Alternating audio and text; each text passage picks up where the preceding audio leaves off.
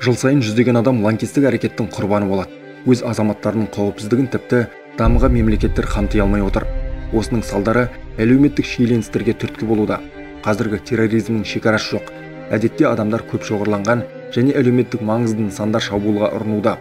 Қауіп төнгенде метро, әуежай, вокзал, өндірістік кәсіпорындар мен өзге де нысан қызметкерлерінің тез әрі кәсіби әрекет етуі адамдардың өмірін сақтаумен тікелей байланысты.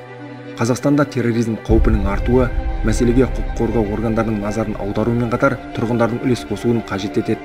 Мемлекеттік органдар терроризм белгілерімен белсенді күресті қолға алған шақта жалған терроризм түріндегі тағы бір қауіпті құбылыс пайда болды. Жалған терроризм дайындалып жатқан лаңкестік әрекет туралы көпе-көрнеу жалған ақпарат беру. Бұл қоғамда келеңсіз пікір қалыптастырып, жаппай адамдарды көшіруден туындайтын жағдайдың тұрақсыздығына келетін жағымсыз әсерімен қауіпті. Әзірленіп жатқан лаңкестік әрекет туралы жалған ақпараттың салдарынан тұрғындар арасында дүрбелең мен қорқыныш туғызу, көптеген адамды жарылғыш затты іздестіруге жұмылдыру аталған қылмыстың қоғамдық қаупін арттырады. Басқарудың белгіленген тәртібі мен мекеме, кәсіпорын және ұйымдардың қалыпты қызметі бұзылады. Заманауи қауіпсіздік жүйесінің арқасында лаңкестік әрекет туралы көпе-көрнеу жалған ақпарат беретін адамдарды анықтау қиындық тудырмайды.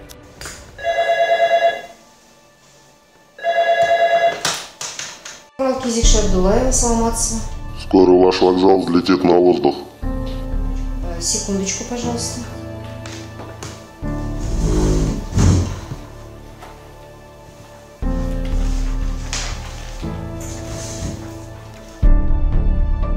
Я вас слушаю, повторите свой вопрос. Здание вокзала заминировано.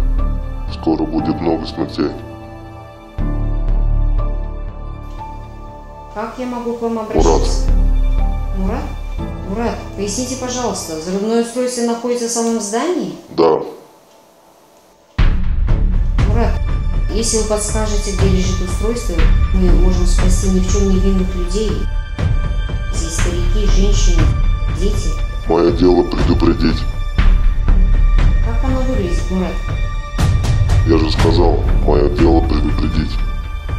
Мурат, сколько времени у нас до взрыва? Несколько минут. Время пошло.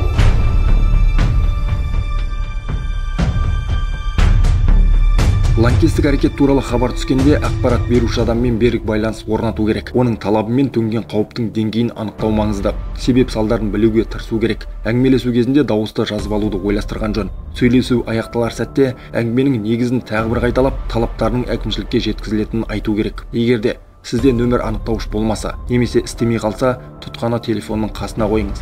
Әңгімелесіп болған соң, бірінші кезекте аталған қоңырау туралы құқық қорғау органдарына 110, 112, 102 нөмірі бойынша хабарласыңыз. Әңгімелесу барысында алынған ақпаратты бірінші басшыға жеткізіңіз. Дүрбелең мен кәсіби емес әрекет туғызбас үшін төнген қауіп туралы білуі тиіс тұлғалардан өзге адамдарға айтпаңыз. Басшылық жағдайды объективті бағалап, жаппай көшіру туралы шешім қабылдауы тиіс. Ұжыммен келушілерді көшіруді тәртіпке сай ұйымдастыру керек. Қауіп төнген нысан әкімшілігі, құқық қорғау, медициналық, өрт сөндіру және өзге де орган автокөліктерінің кедергісіз өтуіне жағдай жасау керек. Сондай құқық қорғау органдары келгенше барлық қызметкерлердің, оның ішінде қоңырауды қабылдаған адамның қатысуын қамту маңызды. Әрі қарай кәсіби мамандар іске кіріседі. Ендеше ескеріңіздер, телефон арқылы лаңкестік қауіп туралы ақпар алғанда хабарлама жеткізген адаммен берік байланыс орнатыңыз. Оның себебін, талабын және қауіптің деңгейін анықтау. Сөйлесу кезінде әңгімені жазып алуға күш салу.